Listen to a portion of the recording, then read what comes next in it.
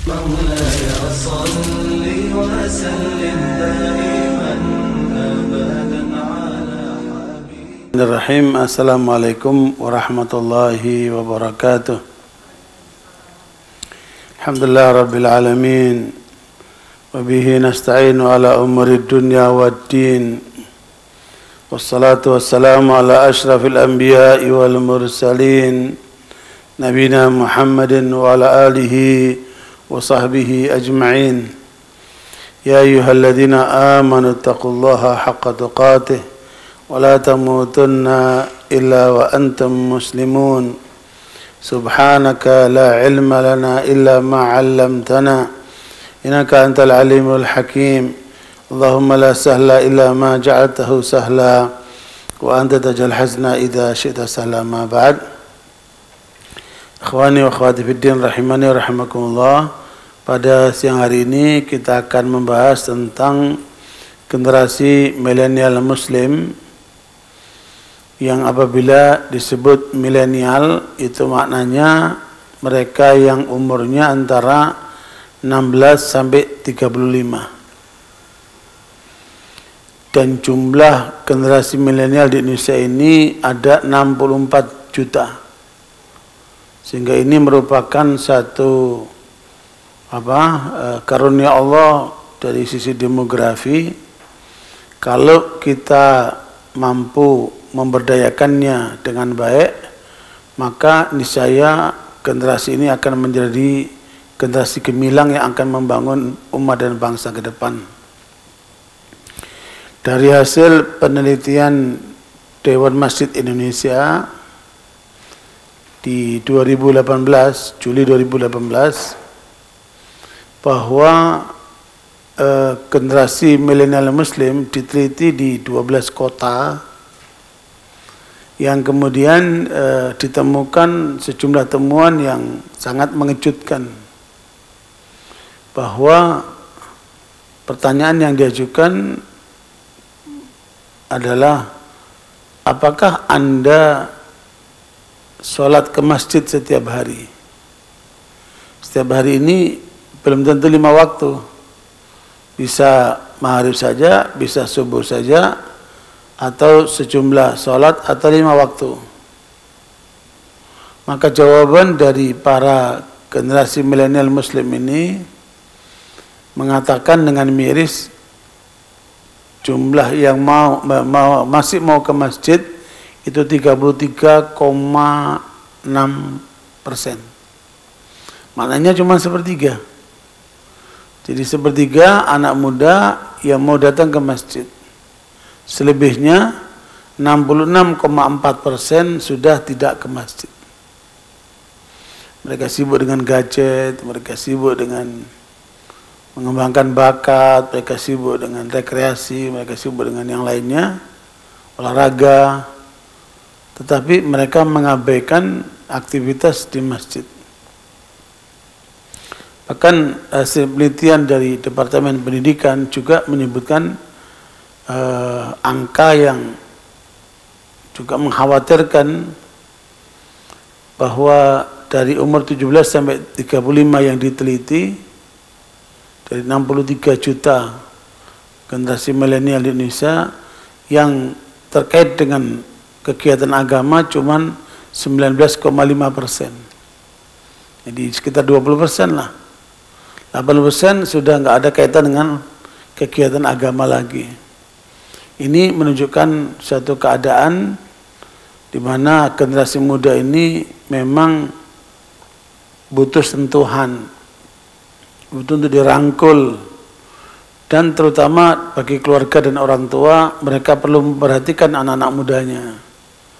Sebab apabila generasi muda ini tidak ditangani dengan baik, maka khawatir ini akan menjadi proyek-proyek penghancuran yang dilakukan oleh musuh-musuh Islam, yang disasar oleh generasi muda ini.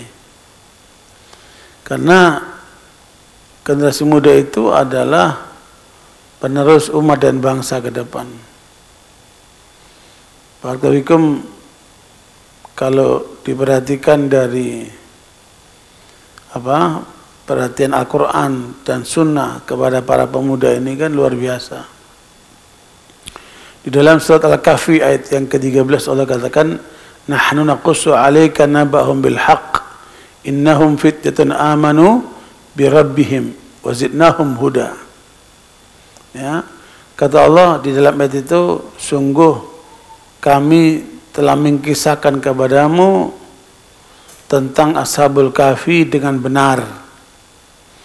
Ashabul Kahfi ini adalah mereka anak-anak muda yang beriman kepada Allah, dan kemudian Allah berikan petunjuk kepada mereka. Barakallahu saya banyak baca buku tentang hasil penelitian terhadap Ashabul Kahfi itu ada di mana. Memang disampaikan ada di sejumlah tempat, tapi bukti dan kesimpulan yang terkuat itu yang ada di Yordan. Alhamdulillah saya sudah pernah ke sana melihat langsung tentang gua yang pernah ditempati oleh Ashabul Kahfi. Mereka pemuda yang jumlahnya 7 sampai 9 yang kemudian mereka beriman kepada Allah dan Allah berikan petunjuk. Petunjuk di sini ada dua hal. Jadi berarti anak muda-muda itu harus diberikan dua hal. Yang pertama adalah ilmu yang bermanfaat. Makanya pemuda-muda kita harus kita bekali ilmu yang bermanfaat. Baik itu ilmu agama ataupun ilmu duniawi. Selama bermanfaat itu diberikan kepada anak-anak muda. Terutama adalah ilmu agama yang prioritas. Ya, karena banyak sekali orang tua yang menyekolahkan anaknya bukan untuk penguatan agama, tapi untuk cari duniawi. Makanya banyak sekali orang tua yang apabila anaknya pulang membawa rapot, yang diperhatikan apanya? Nilai apa? Akademis, nilai matematika, fisika, kimia. Agamanya kurang mendapat perhatian karena ukurannya adalah duniawi. Ya, padahal bagaimana kemudian kita bisa melahirkan generasi milenial yang Qur'ani, yang Rabbani, ini akan kita bahas. Paling tidak orientasi orang tua ini yang harus diluruskan.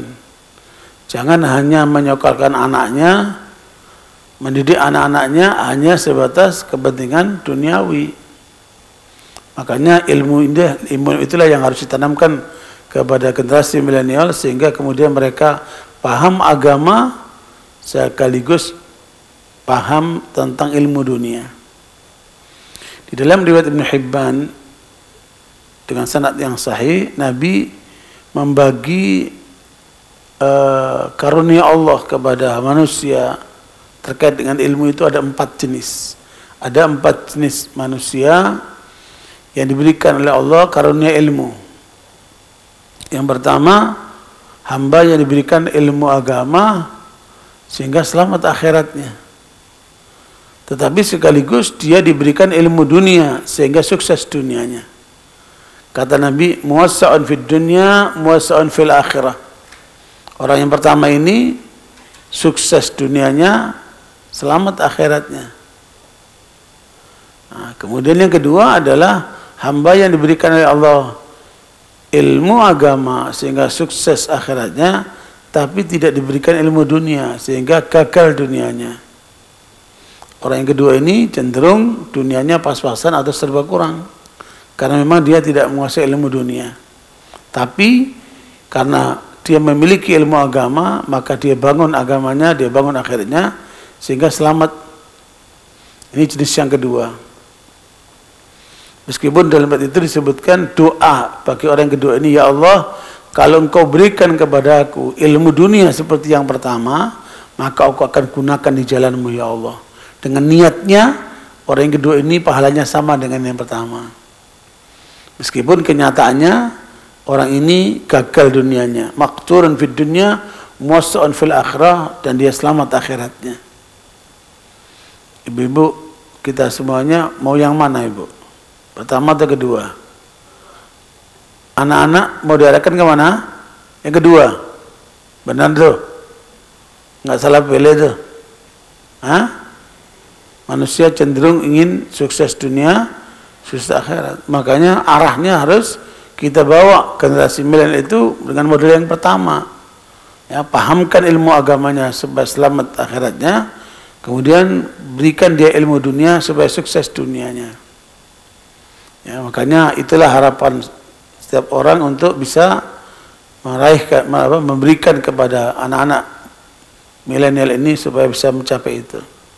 Nah, yang ketiga, hamba yang diberikan oleh Allah ilmu dunia sehingga sukses dunianya, tapi tidak dikasih ilmu akhirat, tidak dikasih ilmu agama sehingga gagal akhiratnya. Ya, orang yang ketiga ini rugi sekali. Dan banyak orang yang sukses duniawi jenis yang ketiga ini. Makanya jangan sampai kita jenis yang ketiga akan rugi, ya, sengsara nanti akhiratnya.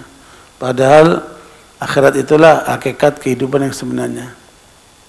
Ya, wa innal akhirata lahiya al-hayawan. Hakikat kehidupan itu adalah sebenarnya akhirat itu. Ya, makanya jangan jadi yang ketiga. Hanya sebatas bahagia sesaat di dunia tapi hancur akhiratnya. Nah, yang lebih parah yang keempat, tidak diberikan ilmu agama, juga tidak memiliki ilmu dunia wala akhirat. Ya, ini akan hancur dunianya, hancur akhiratnya. Rugi sekali orang seperti ini. Dan ada di kalangan anak muda itu satu prinsip yang keliru, ya. Mereka bilang muda foya-foya, tua kaya raya, mati masuk surga. Mana bisa pola seperti itu? Ini jelas keliru. Ya, makanya kita harus ingatkan anak-anak muda, generasi milenial kita itu supaya jangan sampai mengikuti pola keliru seperti itu.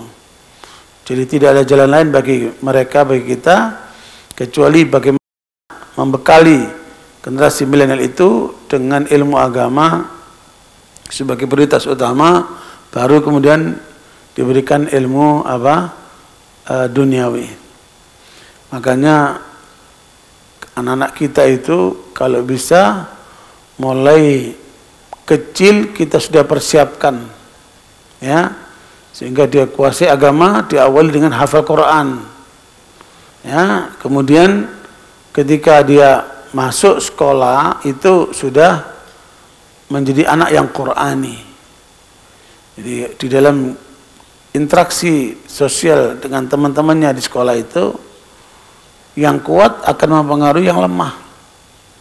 Karena interaksi sosial itu hanya ada dua, mempengaruhi atau dipengaruhi. Kalau anak kita itu punya kepribadian yang kuat, apalagi sampai hafal Quran, maka akan dia pengaruhi teman-temannya ke arah yang benar. Ya, kemudian mereka perhatian dengan agamanya, akhlaknya bagus, waktu sholat, ya, sehingga anak-anak kita tidak terbawa oleh pengaruh yang buruk, tapi justru dia membawa pengaruh yang baik. Ya, jadi semua pendidikan anak itu diawali oleh keluarga dulu sebelum ke sekolahan. Kalau pembinaan di rumah tangganya bagus, muncul anak-anak yang bagus. Ya, makanya dari 0 sampai 7 tahun itu adalah tanggung jawab orang tua untuk menyiapkan kader generasi milenialnya ini, ya, untuk supaya menjadi anak-anak yang memang mengenal Allah sejak kecil, anak-anak yang taat kepada Allah sejak kecil, melihat orang tuanya sholat, ya, melihat kemudian interaksi keluarganya selalu terkait dengan aturan Islam. Bila ketemu mereka memberikan salam. Kalau minum tangan kanan, baca bismillah. Anak-anak itu kan pendidikan pertama itu melihat, ya. Ya. Makanya biasakan anak-anak melihat kita sholat sebagai orang tua. Karena itu akan terbangun di dalam benak dan pikirannya sampai kemudian dia akan mengikuti.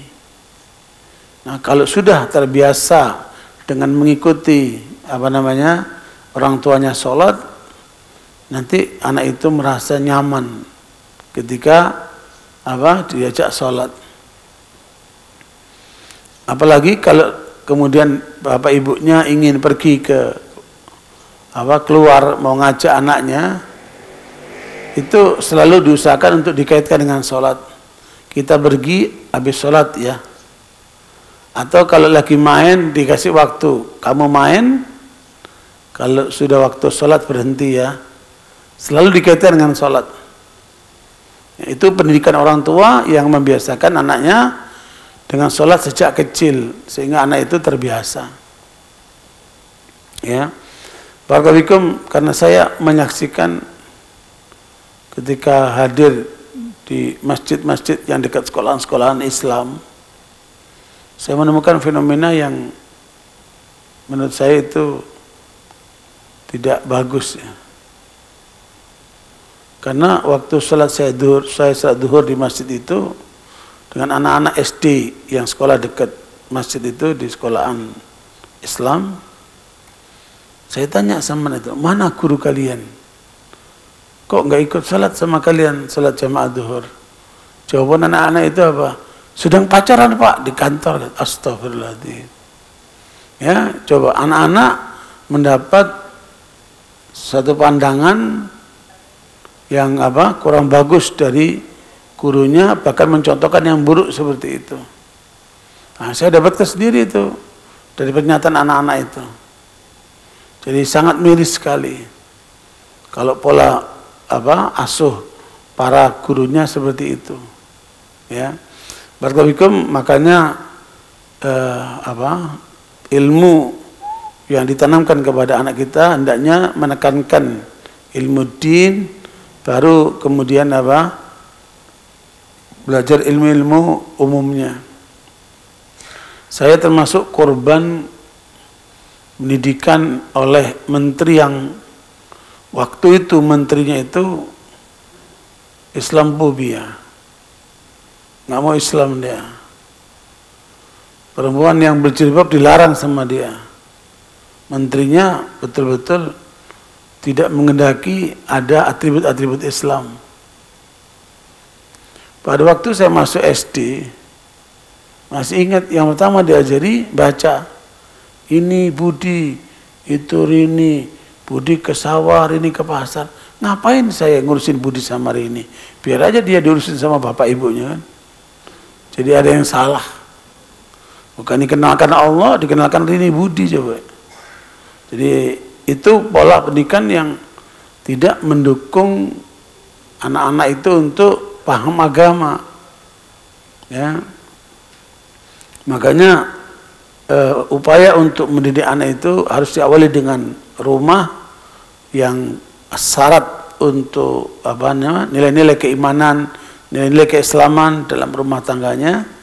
Kemudian ketika masuk sekolah, berikan anak itu di lingkungan yang islami, ya, sehingga anak-anak itu mendapatkan asupan pelajaran-pelajaran Islam sekaligus dalam praktek-prakteknya. Ya, terutama anak itu dikenalkan tentang Allah, dikenalkan tentang rukun iman, rukun Islam, dikenalkan tentang cara sholat yang benar, baca Al-Quran, ya, sampai kalau bisa hafal sejumlah juz, ya, diawali dengan hafalan Quran. Itu akan bagus sekali. Anak-anak itu nanti dia akan dijaga oleh Al-Quran. Seorang profesor di Malang membuat satu penelitian untuk model apa pendidikan yang diharapkan bisa membangun umat ke depan. Profesor ini berpikir bagaimana cara melahirkan generasi gemilang umat Islam ke depan. Kesimpulannya, kalau ingin setelah melakukan penelitian di Timur Tengah dan sebagainya, beliau menyimpulkan kalau ingin generasi gemilang umat ke depan itu sukses harus diawali dengan hafal Quran. Karena kalau anak itu hafal Quran, maka ilmu-ilmu lain bisa diserap dengan mudah. Ya. Mungkin kita yang sudah lewat ini sudah salah arah di waktu awalnya sehingga tidak hafal Quran, maka anak-anak kita jangan sampai tidak hafal Quran. Makanya harus dikawal supaya anak-anak itu hafal Quran sehingga ilmu-ilmu yang lain nanti dengan mudah dilahap. Itu dari sisi ilmu. Makanya barakallahu petunjuk itu harus didasarkan kepada ilmu yang bermanfaat. Ilmu bermanfaat pertama tadi ditandai dengan ilmu agama yang benar, dan kemudian ilmu umum, ilmu duniawi yang bermanfaat buat kehidupan duniawinya. Kemudian huda yang kedua adalah amal saleh. Bagaimana ilmu itu bukan sekedar dicatat, diingat-ingat, dipelajari, didiskusikan, diseminarkan, dilokakaryakan, tapi bagaimana ilmu itu sampai tataran praktek. Jadi ilmu itu bukan cuman sebagai ilmu, sebagai knowledge ya, sebagai knowledge, tapi juga dihayati dalam bentuk suatu realitas kehidupan. Karena agama ini adalah way of life. Agama ini pedoman hidup, bukan hanya sekedar ilmu kosong atau knowledge yang kemudian orang bilang dengan Islamologi. Islam hanya dikaji sebagai ilmu, tapi realitas kehidupannya tidak sesuai dengan Islam. Ya, ini jelas keliru. Justru Islam ini harus sampai pada tataran praktek. Karena itu iman itu kalau saya boleh gambarkan di sini, iman itu ada beberapa unsurnya.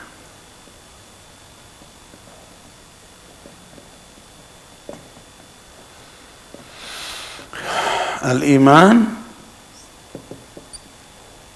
ini ibarat satu pohon.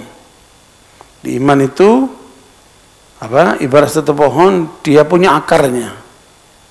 Ya, akarnya kokoh, batangnya menjulang ke atas, dan buahnya adalah buah yang bergizi. Ya. Coba dilihat surat Ibrahim ayat 24-25. Alam tara kaifa daraballahu mathalan kalimatan thayyibatan ka syajaratin thayyibatin asluha thabitun wa faru'uha fis sama' tu'ti ukulaha kulla hinin bi'idni rabbiha wa yadribu Allahu al-amthal lin-nasi la'allahum yatadhakkarun. Ya, wa mathalu kalimatin khabithatin kasyajaratin khabithatin istuthat min fawqil ardi ma laha min qarar. Coba lihat surat Ibrahim 24, 25, 26. Coba dibaca terjemahnya. Itu gambaran ada dua pohon yang baik, itulah pohon orang beriman, dan pohon yang kedua adalah pohon yang buruk, itulah pohon orang kafir. Jadi keimanan itu satu pohon dan kekafiran itu satu pohon yang lainnya.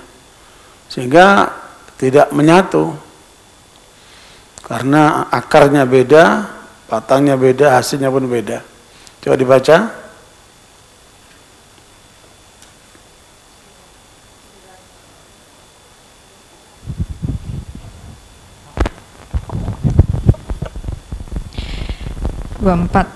Tidakkah kamu memerhatikan bagaimana Allah telah membuat perumpamaan kalimat yang baik seperti pohon yang baik, akarnya kuat dan cabangnya menjulang ke langit.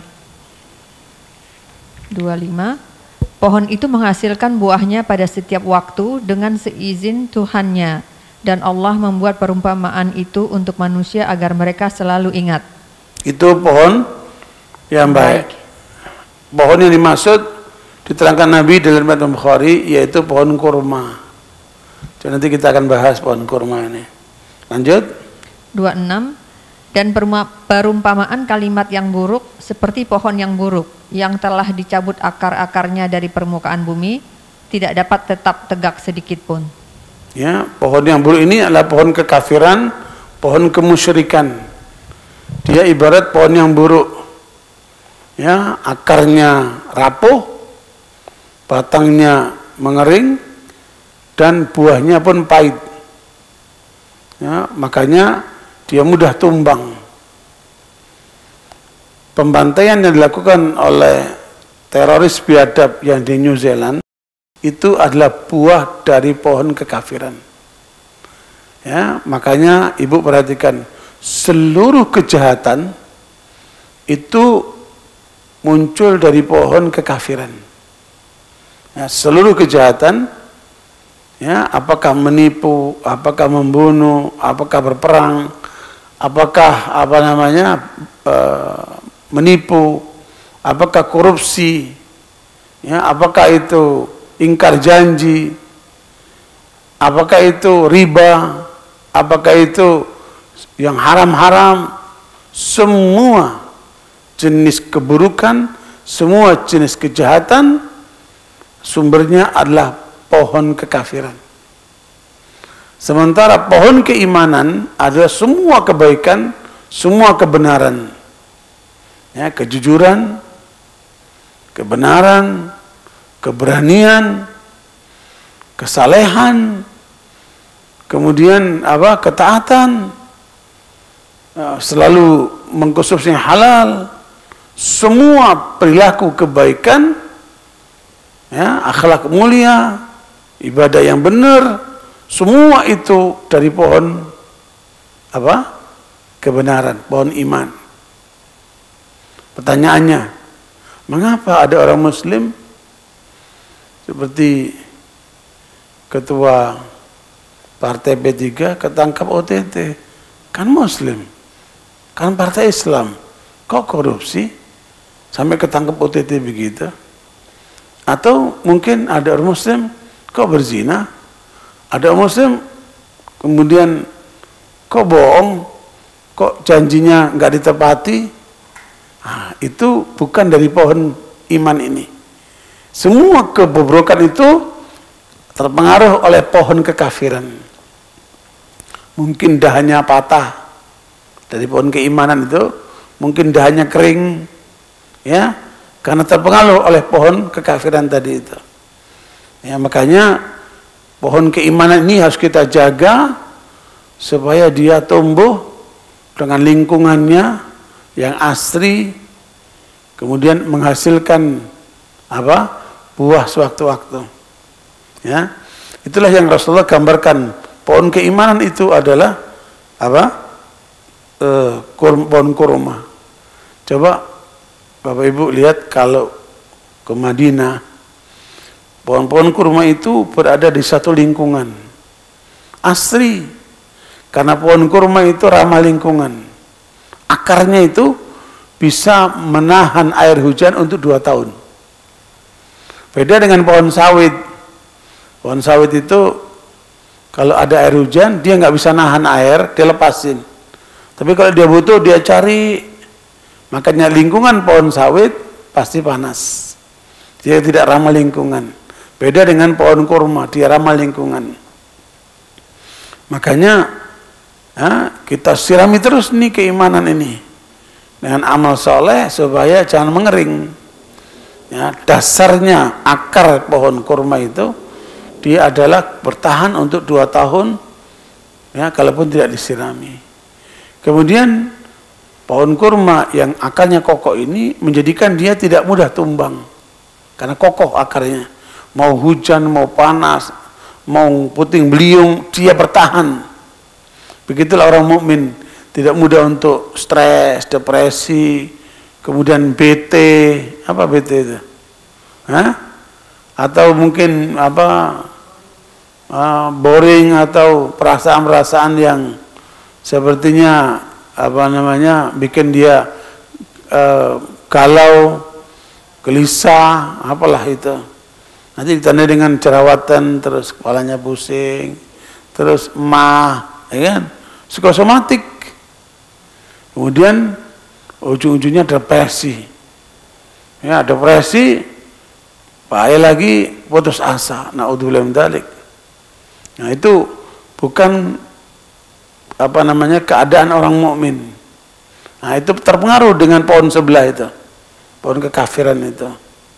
Ya, makanya pohon kurma itu akarnya kokoh karena imannya kuat ya orang mukmin. seperti kuat kokohnya pohon kurma. Batangnya menjulang ke atas. Maksudnya batang apa ini? Ibadah dia. Sholatnya, puasanya, zikirnya, baca Qur'annya, amal solehnya terus. Dia tertuju kepada Allah SWT, mencari ridha Allah. Kemudian buahnya yang berhasil menghasilkan buah suatu waktu, itulah buah kurma. Tidak ada buah yang mengandung seluruh unsur vitamin seperti buah kurma, Ibu. Makanya di dalam jurnal American Scientist itu dilakukan penelitian terhadap ada apa dengan buah kurma itu. Ternyata buah kurma mengandung seluruh unsur vitamin. Ya, itulah kenapa Nabi memakan makanan pokoknya itu buah kurma dan air. Nabi makan utamanya buah kurma dan air. Makanya fisik Nabi itu kuat sekali. Fisik Nabi itu kekuatannya 30 kali lipat kekuatan laki biasa. Ya, makanya kuat-kuat. Istrinya 9. Ini baru 1. Udah lemas. Ya. Itu makanya kasih buah kurma biar kuat ya. Ibu ya. Barakallahu, makanya pohon kurma inilah yang disebut pohon keimanan, yang isinya ada 2. Qaulun wa amalun. Ya, isinya apa? 2, qaulun wa amalun. Ya, ucapan dan perbuatan. Iman ini bukan cuma keyakinan, tapi juga mengandung keyakinan dan ucapan. Qaulun, qaulul qalbi. Qaulul qalbi. Kemudian qaulul lisani. Qaulul qalbi itu keyakinan di dalam kalbu, dan qaulul lisani ucapan yang sesuai dengan keyakinan. Sehingga orang yang beriman ucapannya tidak lepas daripada keimanannya. Makanya orang kalau imannya benar, dia nggak akan ngomong yang bohong, dia nggak akan ingkar janji, dia akan jaga lisannya. Makanya dalam riwayat Muslim Rasul mengatakan, "Man kana yu'minu billahi wal yawmil akhir falyaqul khairan aw liyasmut." Ya, orang yang beriman kepada Allah dan hari akhirat, maka dia ngomong yang benar atau diam. Ibu-ibu itu menurut penelitian para ahli itu membutuhkan ngomong setiap hari 17.000 sampai 20.000 kata. Ya, kalau suaminya suruh dengerin sepanjang itu, pengang telinganya, nggak mampu dia. Makanya kita tidak boleh ngomong kecuali yang benar, sehingga harus terukur. Saya mau tanya, ngomong dulu baru mikir atau mikir baru ngomong? Hah? Harusnya begitu, mikir dulu baru ngomong. Banyak orang asal jeplak dia, ngomong dulu baru mikir, ya Allah ternyata salah, ya Allah ternyata nyakitin orang, ya Allah begini. Nah, makanya mikir dulu baru ngomong. Orang kalau akalnya mengalahkan emosinya, itu pasti hebat. Jadi berpikirlah dulu baru bicara. Ya. Makanya supaya anak-anak milenial itu terjaga lisannya, dorong untuk banyak baca Quran. Ya, ketika dia banyak baca Quran, maka kemudian lisannya akan dapat terkontrol. Nah, ini qaulul lisani. Kemudian amalun. Ada 2 juga. Amalul qalbi, amalan yang muncul dari kalbu. Seperti apa? Rasa cinta kepada Allah, rasa harap kepada Allah, rasa takut kepada Allah, itu bentuknya adalah amalul qalbi. Nah, kemudian ada amalul jawarihi. Ya, amalan yang terkait dengan apa? Anggota tubuh. Kaki, tangan, perut dan yang lain sebagainya. Semua amalan anggota tubuh apabila dasarnya keimanan, ya, dasarnya keyakinan keimanan, maka amalnya akan bagus. Kakinya melangkah yang benar, tangannya digunakan yang benar, perutnya tidak diisi kecuali halal. Jadi semua aktivitasnya itu menjadi satu pohon dia. Ini satu ikatan dia. Jelas? Ini adalah keutuhan dari keimanan. Kalau Ibnu Hibban menyebutkan keterangan Nabi SAW, al-imanu bid'un wa sittuna syu'bah. Wa fi riwayatin bid'un wa sab'una syu'bah. Iman itu ada 60 lebih cabang atau 70 lebih cabang. Ya, sebagaimana riwayat Bukhari. A'laha la ilaha illallah. Inilah keyakinan terhadap la ilaha illallah. Keyakinan kepada Allah. Ya, diyakini dalam kalbu la ilaha illallah. Wa adnaha imatatul adza. Ini adalah bentuk daripada bentuk yang terkecil, yaitu menyingkirkan duri dari jalanan supaya tidak mengganggu orang, menyingkirkan kulit pisang supaya orang enggak kepleset. Itu adalah imatatul adza. Jadi menyingkirkan gangguan dari jalanan. Itulah nilai iman yang pernah disebutkan sama Nabi. Di tengah itu ada apa? Qaul lisan. Qaul lisan ini ada 7 jenisnya. Termasuk zikir, baca Quran, dakwah, nasihat, itu semua masuk dalam qaulul lisan. Amalul qalbi ini ada 24. Tawakal, ya, sebagaimana tadi tawakal, rasa harap, rasa takut, rasa cinta, itu amalul qalbi. Kemudian amalul jawarih ini ada 38. Inilah rincian keimanan. Semuanya ada 69, ya. 7 tambah 24 tambah 38 semua 69. Seseorang apabila di dalam hidupnya itu selalu berada dalam rangkaian keimanan, cabang-cabang keimanan ini, maka imannya, pohonnya akan tumbuh dengan subur. Ya. Pertanyaannya, ketika ada orang muslim tapi korupsi, di sini nih ada masalah. Mungkin dahannya ada yang kering, mungkin dahannya ada yang patah, ya. Kenapa? Terpengaruh oleh pohon sebelah. Mungkin di sini ada perempuan yang suka pacaran, perempuan nggak pakai jilbab, ya, perilakunya di sini ada yang salah, ya.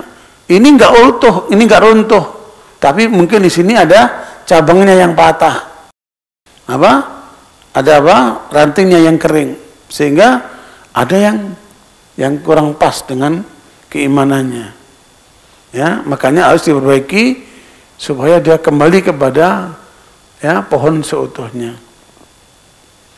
Nah, barakallahu ada kesalahan terbesar di tengah umat ini 2. Kelompok yang mengatakan iman itu cuma qaulun saja. Ya, imma qaul qalbi, yang penting saya Islam. Kalaupun saya pecat, kalaupun saya enggak benar, pasti masuk surga. Ini ada sebagian orang mengatakan begitu. Berarti imannya itu cuma keyakinan saja. Iman tidak melahirkan ucapan yang benar, tidak melahirkan perbuatan yang benar. Ini namanya murji'ah. Ini kelompok menyimpang. Jadi kelompok menyimpang yang meyakini iman itu hanya keyakinan dalam kalbu saja. Nah, ini kelompok murji'ah. Dan ini bahaya sekali karena dia akan memotong rangkaian pohon keimanan. Ada juga yang mengatakan iman cuma di lisan saja. Ngomongnya Islam, tapi nggak sholat. Ngomongnya Islam, tapi nggak jilbaban. Ngomongnya Islam, tapi kemudian perilakunya tidak sesuai dengan Islam. Ini orang yang menganggap imannya hanya cuman di qaulun saja. Ada juga yang kedua, kelompok garis keras namanya Khawarij. Khawarij ini, mereka ini mengkafirkan orang berbuat dosa besar. Kalau ada seseorang makan riba, maka dia bilang kafir, keluar dari Islam. Padahal yang patah di sini, ya kan? Tapi diruntuhkan semua sama dia. Jelas keliru. Atau mengatakan orang yang korupsi kafir keluar Islam. Padahal yang patah di sini, dia ada di dahan di sini. Tidak harus kemudian meruntuhkan pohon itu. Bisa jadi di sini terjadi pengeringan ataupun patah dan di sini. Ya, makanya ini harus dipahami dengan baik supaya iman ini terjaga dengan seutuhnya. tidak terjadi suatu penyimpangan. Nah, merawat keimanan inilah yang harusnya diberikan selalu kepada generasi milenial supaya mereka terbangun dengan pola hidup yang benar. Ya, keyakinannya benar, ucapannya benar, perilakunya benar. Ya, kalau melihat data tadi itu kan mengerikan sekali. Ya, sepertiga anak milenial yang masih berhubungan dengan kegiatan Islam. Nah, selebihnya sudah nggak ikut kegiatan lagi. Berarti kan ada yang banyak patah dahannya itu kan. Patah dahannya itu, ya meskipun akarnya masih ada dia. Kecuali kalau orang itu murtad. Kalau murtad berarti runtuhlah pohonnya. Karena akarnya runtuh, pohonnya runtuh. Ya, makanya di sini pentingnya untuk memperhatikan generasi milenial dengan cara mendidik yang benar. Pertanyaannya, gimana cara mendidik yang benar? Coba dilihat surat Al-Imran ayat 79. A'udzubillahi minasyaitonir rajim. Ma kana li basharin an yu'tiyahu Allahu al-kitaba wal hukma wan nubuwwah thumma yaqulu lin-nasi kunu ibadan li min dunillah walakin kunu rabbaniyina bima kuntum tu'allimuna al-kitaba wa bima kuntum tadrusun. Coba dibaca terjemahnya. Bismillahirrahmanirrahim. Tidak mungkin bagi seseorang yang telah diberi kitab oleh Allah serta hikmah dan kenabian, kemudian dia berkata kepada manusia, jadilah kamu penyembahku, bukan penyembah Allah. Tetapi dia berkata, jadilah kamu pengabdi-pengabdi Allah, karena kamu mengajarkan kitab dan karena kamu mempelajarinya. Jadi ayat ini ada asbabun nuzulnya. Ayat ini turun kepada Nabi Muhammad karena beliau didatangi oleh perwakilan dari rahbi-rahbi Yahudi dan pendeta-pendeta Kristen. Mereka mengatakan, "Ya Muhammad, apa sih yang kamu inginkan dengan kamu membawa ajaran ini? Kami kaum Yahudi telah mengangkat Ezra sebagai anak Tuhan. Ya, Uzair itu Ezra, Uzair namanya, mereka sebut Ezra. Itu kami angkat sebagai anak Tuhan. Kami sembah dia sebagai anak Tuhan. Nasara mengatakan kami telah mengangkat Yesus, Nabi Isa Al-Masih sebagai anak Tuhan. Ya, apakah engkau ingin kami menyembah engkau? Apakah kamu ingin kami menjadikan engkau anak Tuhan? Ya, itu tawaran dari para rahbi Yahudi dan pendeta Kristen. Maka turunlah ayat ini. Tidak pantas bagi seorang manusia yang diberikan oleh Allah kenabian, yang diberikan ilmu tentang hukum, ilmu tentang hikmah, terus menyuruh manusia untuk menyembah dia selain Allah. Maka Nabi menolak ajakan mereka itu, dan Nabi mengajarkan supaya kita semua hanya beribadah kepada Allah, tunduk kepada Allah, mengikuti syariat Allah, bukan mengkultuskan nabinya seperti yang terjadi pada kaum ahli kitab Yahudi dan Nasara ini. Nah, barakallahu Al-Quran mengatakan walakin kunu rabbaniyin. Nah, tetapi jadilah kalian rabbaniyin. Apa itu rabbaniyin? Ya, Ibnu Abbas menafsirkan ada 3. Rabbaniyin, kunu rabbaniyin. Ya, makanya kita sebut bagaimana melahirkan generasi milenial rabbani. Generasi milenial rabbani. Maknanya apa? 3. Ibnu Abbas bahwa makna rabbani ada berapa? 3. Yang pertama, Tanda pertama ulama, ya, ulama. Yang kedua hukama. Yang ketiga ulama. Yang ketiga ulama, ya. Ulama jamak dari alim. Hakim jamak dari hukama jamak dari hakim, orang bijak. Yang ketiga ulama jamak dari halim, ya.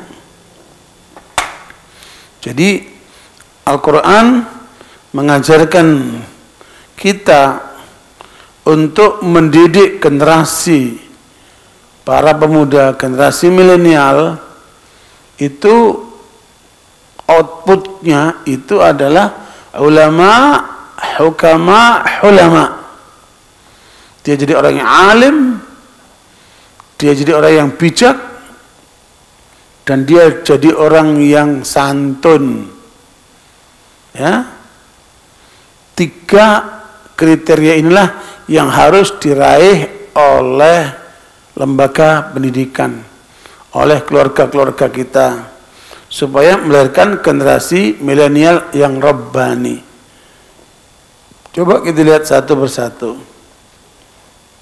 Ya, walakin kunu rabbaniyin bima kuntum tu'allimuna al-kitaba wa bima kuntum tadrusun. Jadi dari hasil pendalaman baik mengajar dan belajar terhadap Al-Quran, maka diharapkan akan lahir generasi rabbani. Generasi rabbani adalah generasi yang terikat dengan wahyu. Ini sumber ilmunya itu dari wahyu, bukan dari mimpi, bukan dari ngarang, bukan dari teori-teori manusia, tetapi generasi rabbani ilmunya bersumber dari wahyu, baik itu Al-Quran maupun Sunnah. Sebagaimana Allah telah mengajarkan kepada Nabi Muhammad SAW. Coba ibu lihat surat An-Nisa ayat 113. Bagaimana Allah membekali Nabi Muhammad dengan ilmu. Wa anzalallahu alaikal kitaba wal hikmah wa 'allamaka ma lam takun ta'lam wa kana fadlullahi 'alaika 'azima. Ya, itu bentuk daripada apa? Cara Allah mendidik Nabi Muhammad dengan dibekali ilmu. Jadi orang tua jangan membekali anaknya hanya harta, tapi bekalilah ilmu. Ketemu surat An-Nisa ayat 113. Coba dibaca terjemahnya. Bismillahirrahmanirrahim. Dan kalau bukan karena karunia Allah dan rahmatnya kepadamu Muhammad, tentulah segolongan dari mereka berkeinginan keras untuk menyesatkanmu. Namun mereka hanya menyesatkan diri mereka sendiri dan tidak membahayakanmu sedikit pun.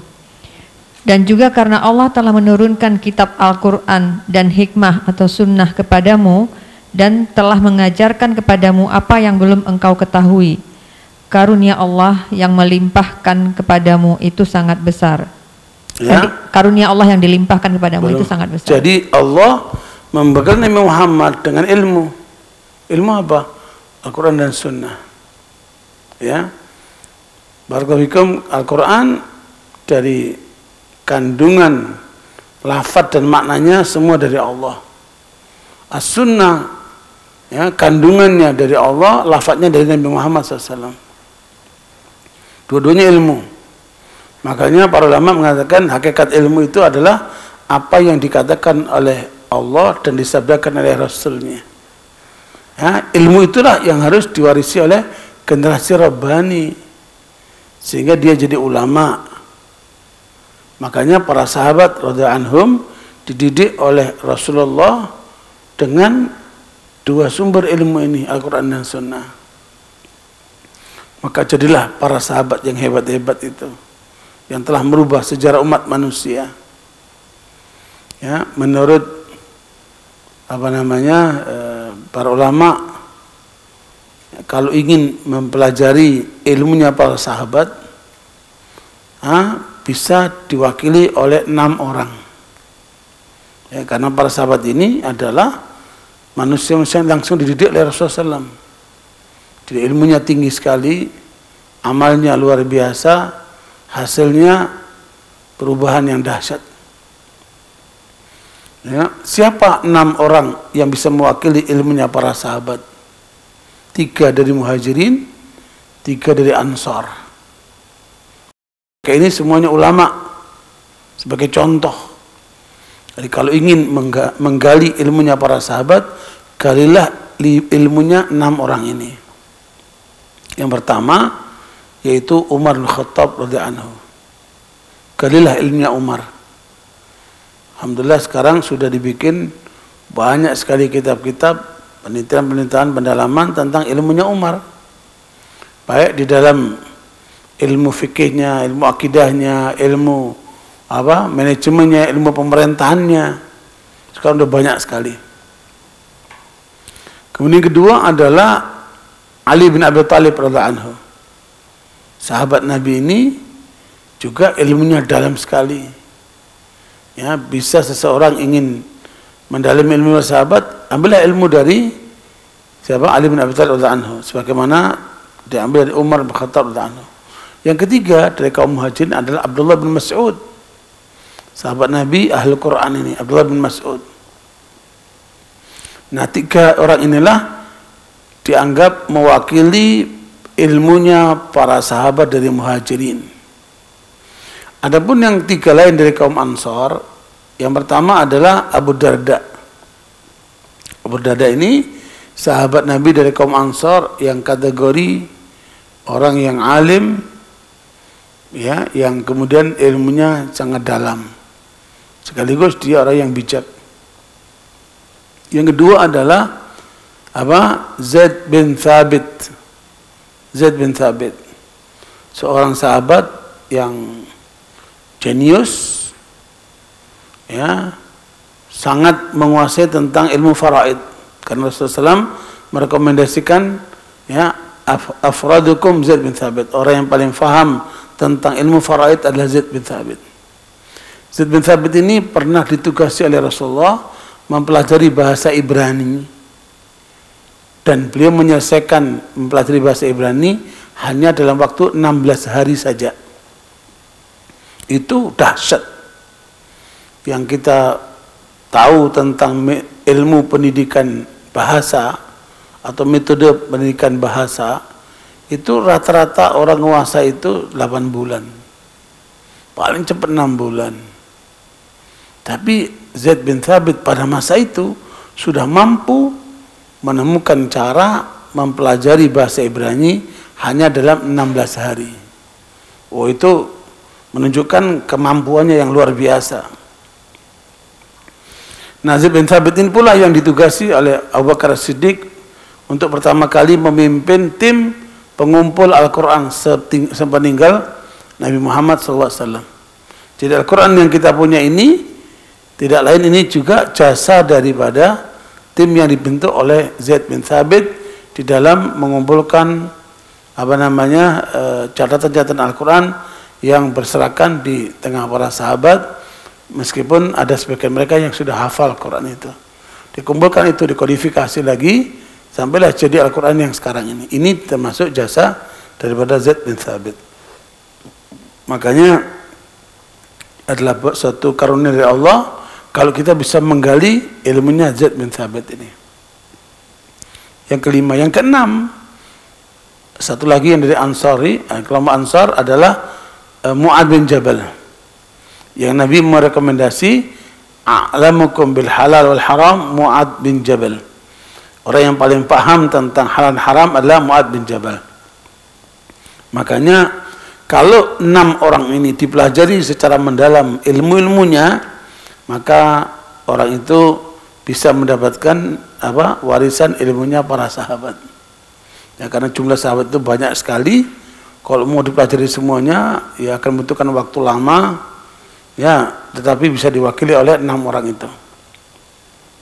Waalaikumsalam. Makanya itu contoh hasil kaderisasi Nabi Muhammad SAW.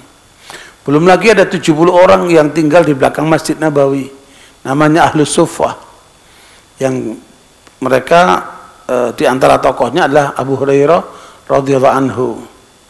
Ya, mereka orang-orang miskin yang datang dari daerah-daerah belajar kepada Nabi, mereka tinggal di Masjid Nabawi, dikenal dengan Ahlus Suffah. Nah, Ahlus Suffah ini juga dipersiapkan nanti jadi ulama. Makanya para sahabat rata-rata dididik Nabi menjadi Rabbaniyin. Artinya ayat ini bukan sekedar ayat kosong sebagai teori, tapi sudah dipraktekkan oleh Rasulullah kepada para sahabat radhiyallahu anhum sampailah mereka menjadi para ulama di masanya.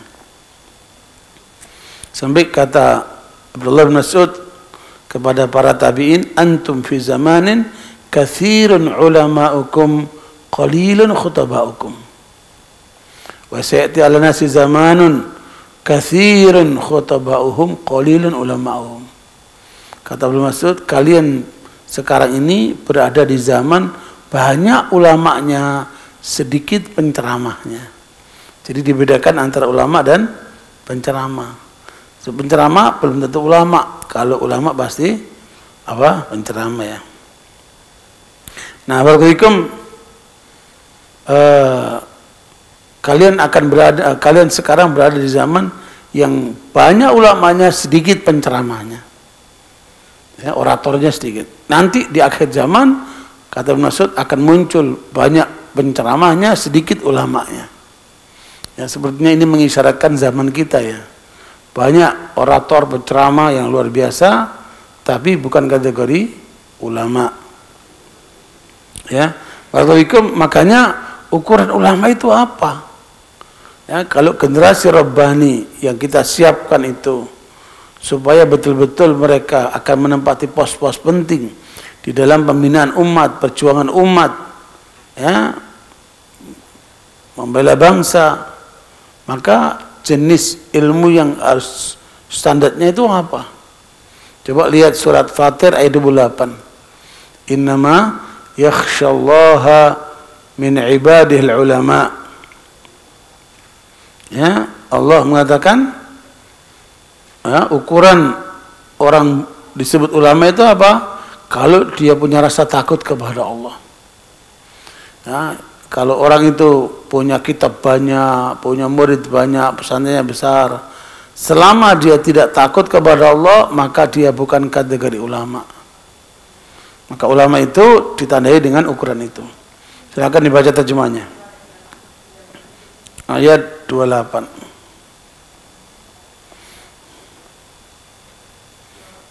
Nah, itulah yang kemudian harapan kita bisa melahirkan generasi milenial yang Rabbani.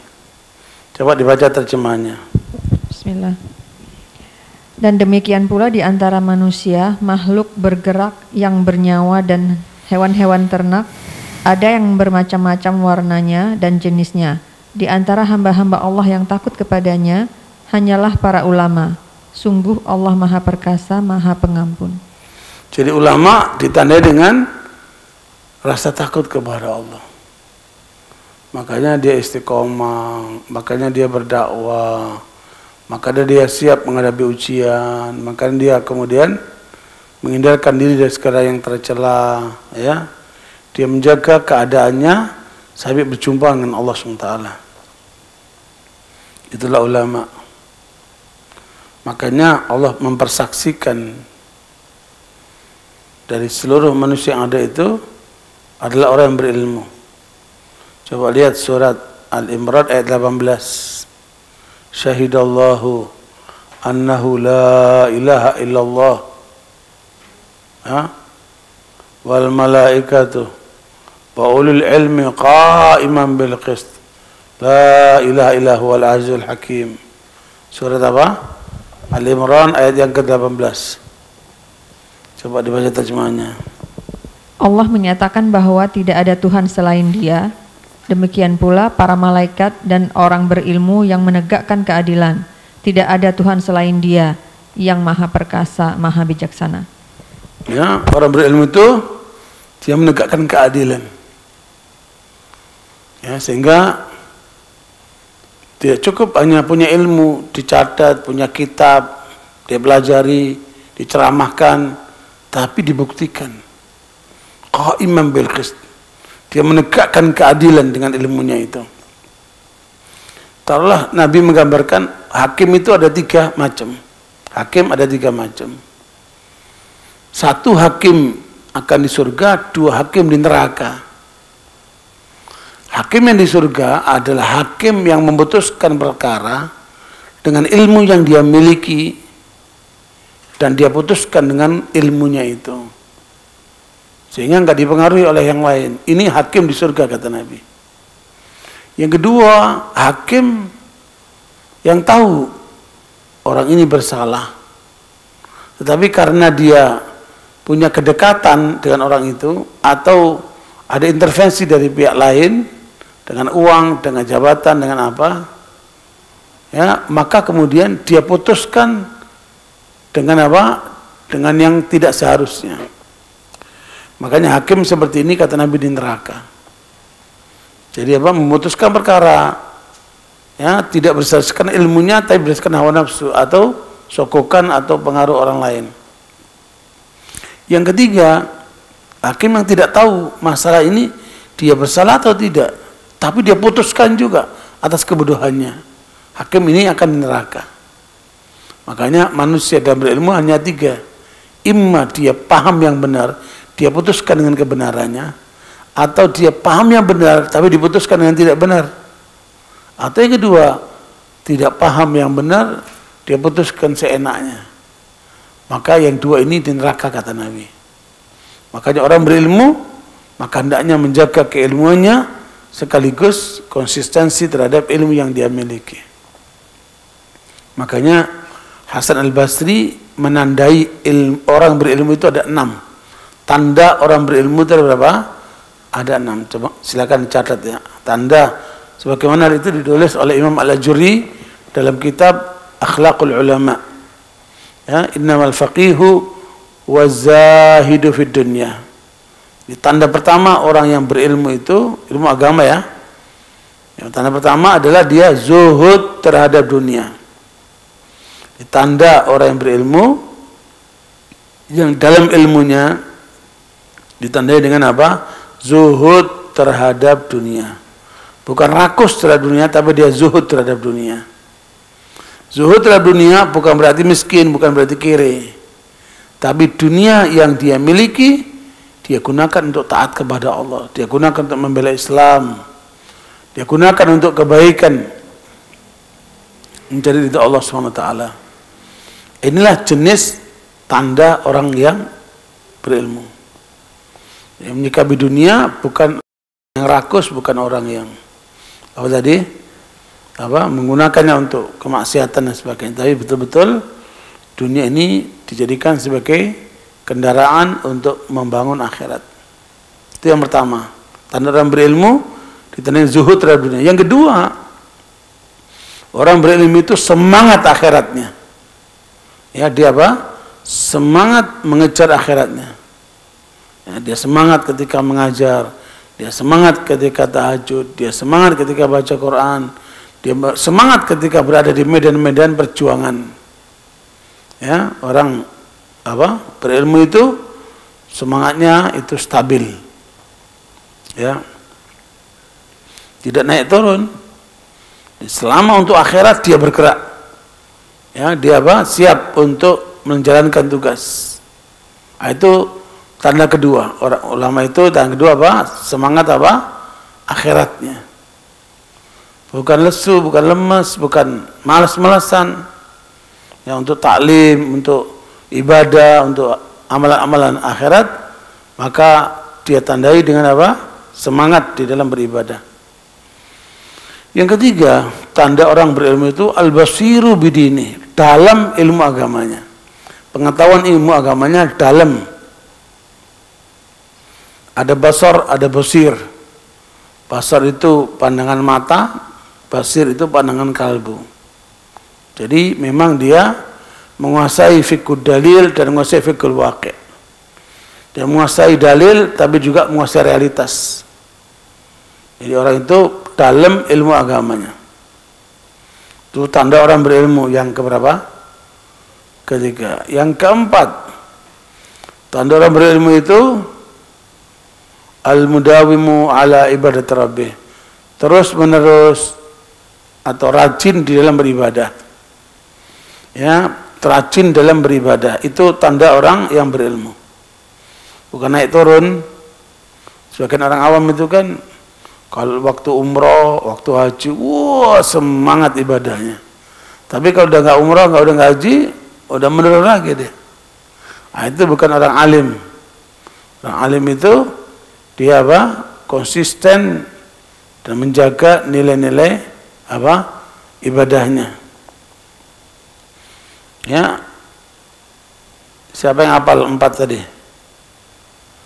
Pertama apa? Zuhud terhadap dunia. Yang kedua, semangat akhiratnya. Bukan semangat poligaminya lah, Bu. Semangat akhiratnya. Terus dalam ilmu agamanya. Yang keempat, rajin ibadahnya. Yang kelima, al-kafu an aradil muslimin. Lisannya bersih untuk tidak mencela orang-orang beriman. Lisannya bersih untuk tidak memojokkan orang lain. Ya, lisannya bersih untuk tidak memfitnah orang lain. Itu tanda orang berilmu, lisannya bersih. Tidak mudah untuk memojokkan orang lain. Yang keenam, tanda orang berilmu itu adalah dia tidak memakan hartanya orang lain. Dia itu akan sangat hati-hati tidak memakan hartanya orang lain. Nah, kalau 6 itu ada pada diri seseorang, maka boleh orang itu disebut alim. Ya, berarti memang medannya luas sekali. Ya, tidak cukup hanya pengetahuan, tapi juga praktek dalam kehidupannya. Barakallahu, saya kira cukup pengertian tentang alim. Itulah yang kemudian menjadi ciri pertama generasi Rabbani, generasi yang berilmu. Ya, generasi apa? Berilmu. Yang kedua, hakim. Hakim itu apa? Bijak. Ya, di Al-Quran itu ada seorang yang bukan nabi, bukan rasul, tapi diangkat oleh Allah namanya karena dia orang bijak. Siapa itu? Luqman Hakim. Coba lihat ayat yang ke-13 surat apa? Ayat yang ke-12 surat Luqman. Wa id qala Luqmanu. Iya, ayat yang ke-12. Wa laqad atana Luqman al-hikmata an yashkur lillah. Surat apa? Ayat 12, Bu. Surat Luqman. Wa laqad atana Luqman al-hikmata an yashkur lillah.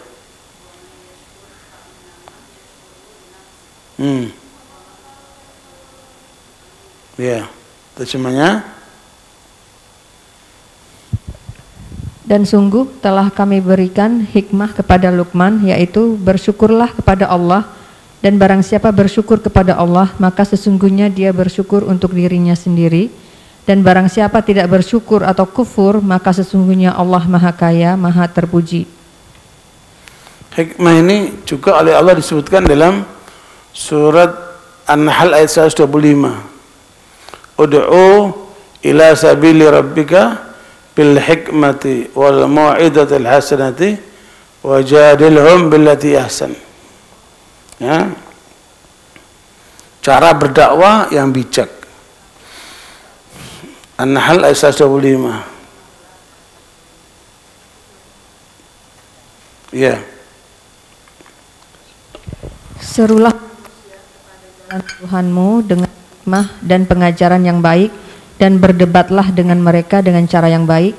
Sesungguhnya Tuhanmu, dialah yang lebih mengetahui siapa yang sesat dari jalannya, dan dialah yang lebih mengetahui siapa yang mendapat petunjuk.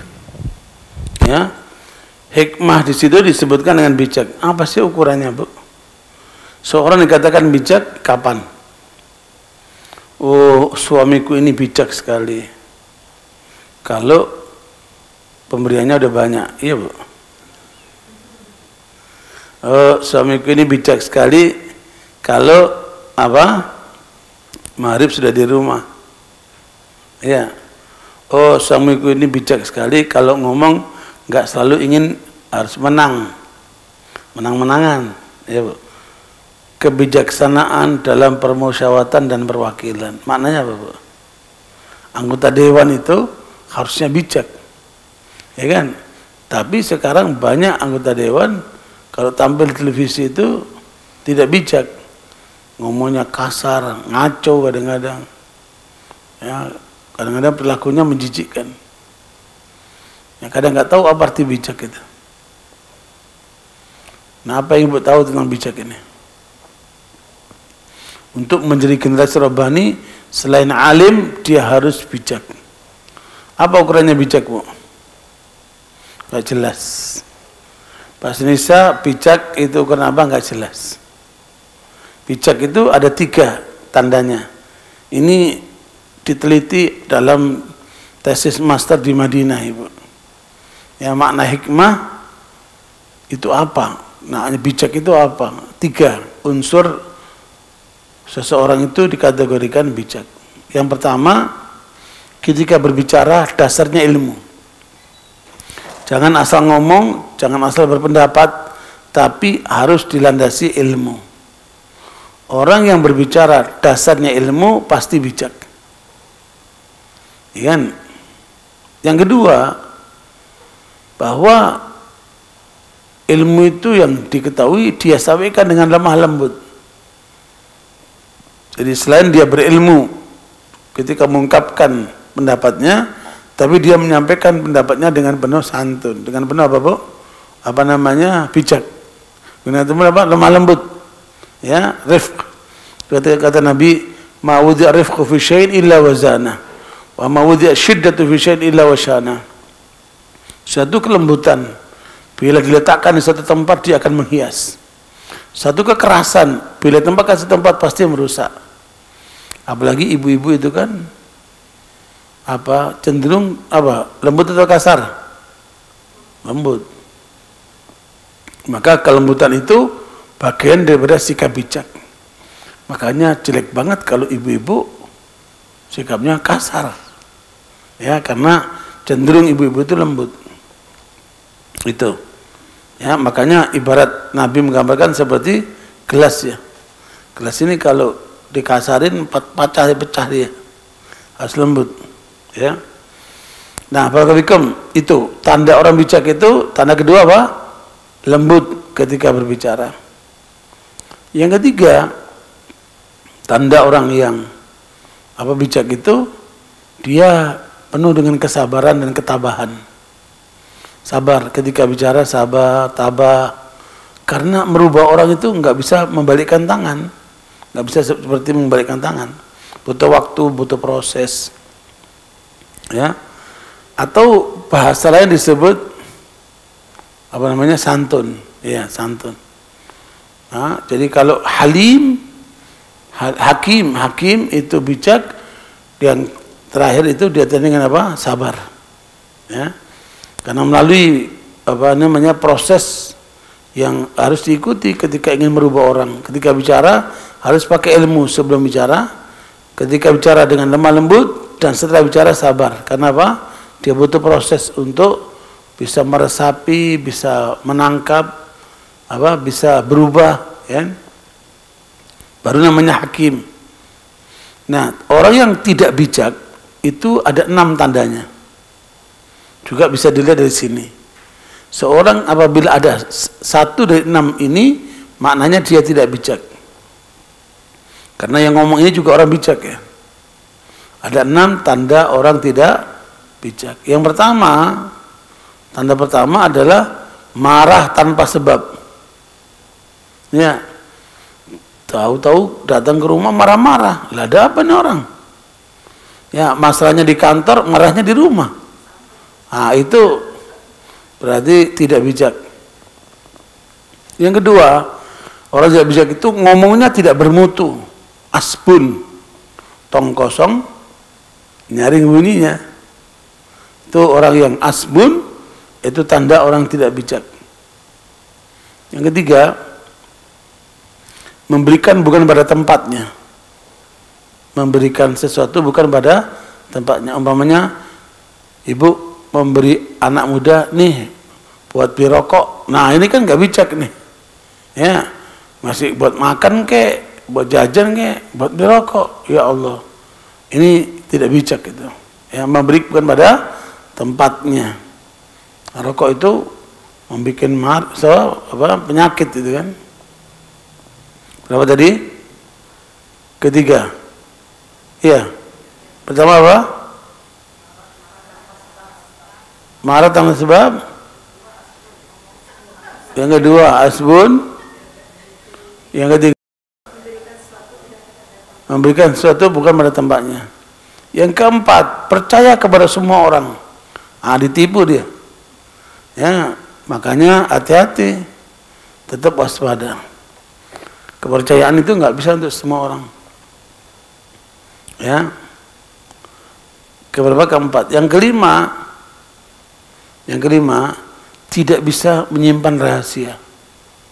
Semua dia ceritain. Termasuk hubungan suami istri pun dia ceritain. Ngawur. Nah, ini orang tidak bijak. Jadi orang tidak bijak ditandai dengan tidak mampu menyimpan rahasia. Nah, yang keenam, yang terakhir, tidak tahu kawan dan tidak tahu siapa lawan. Sama-sama orang Islam dimusuhin, tapi orang kafir dirangkul. Bahkan istilah kafir mau diganti dengan non-muslim. Gimana itu? Ya, ini karena tidak paham al-wala wal bara. Ya, tidak tahu siapa kawan, tidak tahu siapa lawan. Kawan dipukul, lawan dirangkul, aneh. Ya, ini menunjukkan apa? Tidak bijak. Satu aja ada, itu orang nggak bijak, apalagi 6-6-nya. Ya kan? Kalau ada 6-6-nya apa? Bahlul namanya. Coba diulang lagi, jangan lihat. Yang pertama, marah tanpa sebab. Yang kedua, asbun, bicara tanpa dasar. Memberikan bukan pada tempatnya. Percaya kepada semua orang. Ditipu dia. Tidak bisa menjemah rahasia. Yang keenam, itu tidak tahu siapa kawan, tidak tahu siapa lawan. Nah, kita jangan sampai masuk ke dalam ranah itu. Generasi milenial kita harus kita pahamkan itu. Jangan sampai terjerumus jadi orang bodoh seperti itu. Ya, yang terakhir adalah sifat halim. Ya, Rabbani itu alim, hakim, apa tadi? Halim. Halim ini apa? Halim ini di atasnya sabar, tabah. Ya, tabah, santun. Kemudian apa namanya? Dia bisa memaklumi. Jadi kalau halim itu seperti kata Allah dalam surat At-Taubah ayat 114 itu. Inna Ibrahim kana awwahan halima. Coba lihat surat apa? At-Taubah 114. Inna Ibrahim kana awwahan halima. Udah Bu? Coba disebut, dibaca. 114 ya Ustaz. Adapun permohonan ampunan Ibrahim kepada Allah untuk bapaknya tidak lain hanyalah karena suatu janji yang telah diikrarkannya kepada bapaknya. Terus? Maka ketika jelas bagi Ibrahim bahwa bapaknya adalah musuh Allah, maka Ibrahim berlepas diri darinya. Sungguh Ibrahim itu orang yang sangat lembut hatinya lagi penyantun. Ya, itu. Allah lembut, halim, penyantun. Jadi penyantun maksudnya apa nih Bu?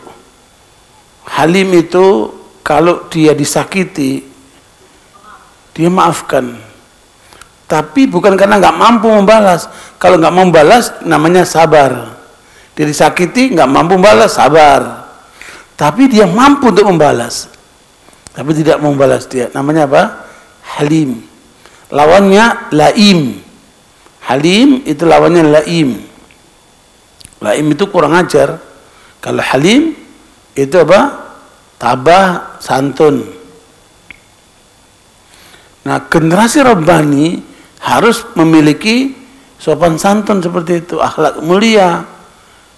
Dia harus punya sikap halim, ya, untuk kemudian sebagai pendidik, sebagai ulama, sebagai tokoh, harus punya sifat halim, penyabar, santun, tabah, ya, dan kemudian memaklumi keadaan. Itu semua kategori halim. Dengan demikian, maka lengkaplah apa yang menjadi ukuran yang Allah sebutkan, kunu rabbaniyin. Jadilah kalian generasi rabbani, yang oleh Ibnu Abbas ditafsirkan apa? Ulama, hukama, hulama.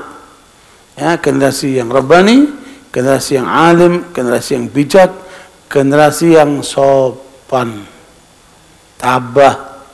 Nah, dengan 3 kriteria ini, maka kita berharap generasi milenial kita bisa dididik untuk menjadi generasi hebat. Ya, orang kalau memiliki 3 kriteria ini pasti hebat ya. Tapi itu butuh waktu. Nggak bisa cuma setahun 2 tahun, tapi sampai matang dia. Ya, sesuai dengan tahapan-tahapan di dalam proses pendidikan dan pembinaan. Ya, saya kira itu sudah jam 3 lebih. Mungkin ada pertanyaan terkait dengan bagaimana membangun generasi Rabbani yang ke depan agar kita punya peran di dalam menyiapkan generasi Rabbani ini. Karena mereka lah yang akan menjadi tokoh, menjadi mengisi pos-pos penting di masyarakat, di umat, di negeri kita, supaya mereka memiliki potensi yang besar yang bisa dipergunakan untuk meraih kemenangan dunia dan akhirat. Wallahu a'lam bishawab. Kalau ada pertanyaan dipersilakan. Iya, Bu. Waalaikumsalam warahmatullahi wabarakatuh.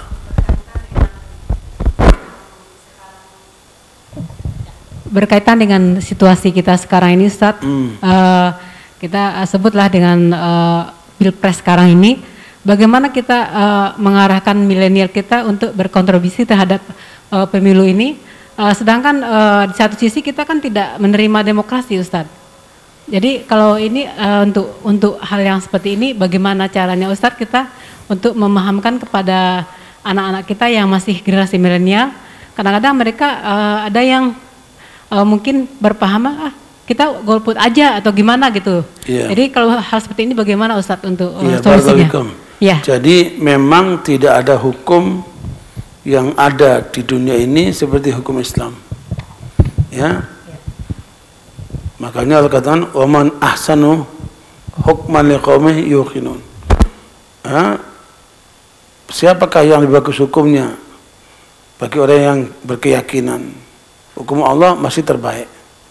Ya, afa hukmal jahiliyati yabghun wa man ahsanu minallahi hukman liqaumin yuqinun. Apakah hukum jahiliyah yang mereka inginkan? Siapa yang lebih bagus daripada hukumnya daripada hukum Allah? Bagi orang yang berkeyakinan, beryakin. Hukum Allah tidak ada yang bisa menyamai. Siapa yang mengatakan bahwa demokrasi lebih baik daripada Islam, maka kafir keluar Islam. Itu seluruh ulama sepakat. Siapa yang mengatakan demokrasi sama dengan hukum Islam, maka dia kafir keluar Islam. Tetapi masalahnya adalah kita dihadapkan dengan kenyataan bahwa perjuangan para tokoh kita mulai merdeka sampai hari ini, yang ada adalah ini hasilnya.